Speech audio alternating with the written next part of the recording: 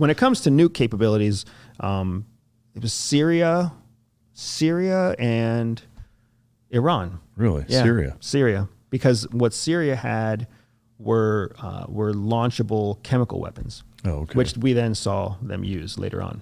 I guess having spent time in the CIA, subsequent to your time as a nuke officer, do you personally feel like China and Russia are big nuke threats to us realistically? It's a double-edged sword. I would say that nuke threats are real. Nuke threats against the United States are not very realistic. Yeah. Right? It's a good chance that in our lifetime we're going to see another nuke go off.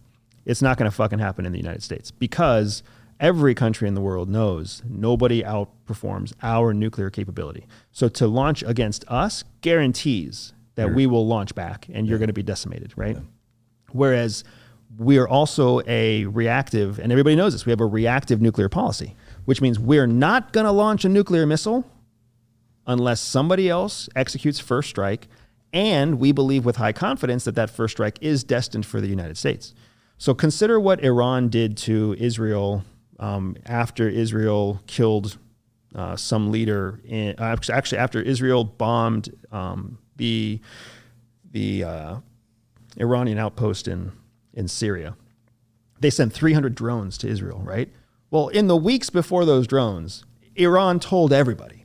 They told the United States, they told Iraq, they told Jordan, they told Syria, they told the UK, they told the UN, we're going to send a lot of drones at Israel in retaliation for them killing our folks, right?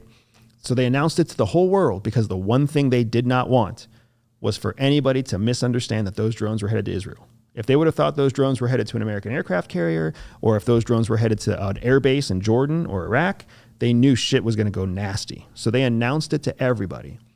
So what I would anticipate is if China or Russia, who have the most advanced nuclear capabilities in the world outside of us, if they choose to use a nuke, either they will announce it to us in back channels so that we know it's not coming for us, and then they'll use it, or it's going to get smuggled through some proxy group, and it's going to be a fucking briefcase nuke that goes off. Yeah. And that's, for me, that has been the highest likelihood of a nuke conflict, has been Ukraine, Kiev, for a long time for me. Either a tactical or a briefcase. Yeah. Yep, smuggled through Belarus, because you know what happens when a briefcase nuke goes off in Kiev and your due diligence shows that it came from Belarus, but Belarus isn't nuclear capable, but Belarus is a proxy for Russia, but Russia denies it coming from Russia and Belarus denies it coming from Belarus, then the only thing left is for us to say that it's some fringe, uncontrolled group. Either way, nobody pays a price except Kiev. Yeah. For our capability, once it's launched, is there a way there's no way to cancel it? If that is an upgrade to the system, it's a new upgrade. But the last I heard, which was still when I was with CIA, they're fire and forget, man. Once they're up, they're up. Yeah. I would be surprised if there was no cancel button somewhere by now. But when I was there, man, that was how it worked. Once you launched them, you are 100% dedicated, which is why we are not a first strike nation. Yeah. Man, it's some fascinating stuff for sure.